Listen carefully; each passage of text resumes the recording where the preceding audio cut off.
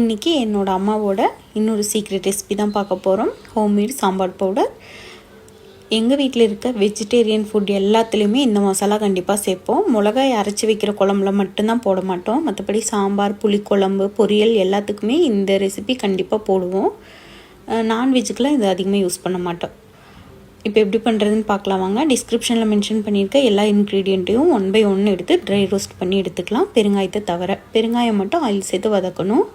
மல்லி, சீரகம், மிளகு, கடுகு, வெந்தயம் இதெல்லாமே ஆர்டரில் வதக்கி எடுத்துக்கலாம். கருக விடாமல் பக்குவமாக வதக்கணும். அதுக்கப்புறமா கருவேப்பிலை முந்தின நாளே ஒரு கையளவுக்கு எடுத்து கழுவி காய வச்சு எடுத்துக்கலாம். ஈரையெல்லாம் பார்த்துக்கிட்டோன்னா டக்குன்னு ரெடி ஆகிடும். இப்போ இதையும் நல்லா ட்ரை ரோஸ்ட் பண்ணி எல்லாத்தையும் சேர்த்துடலாம். மிளகாய் 1/2 கிலோ எடுத்துருக்கேன். அதை 2 டைமாக வதக்கி எடுத்துக்கலாம். 1/2 கிலோ மல்லிக்கு 1/2 கிலோ மிளகாய், மற்ற எல்லாமே 50 கிராம், பெருங்காயம் 75 கிராம். இப்போ இது எல்லாத்தையும் வதக்கிட்டு பக்குவமாக வதக்கிறதுல தான் இருக்குது.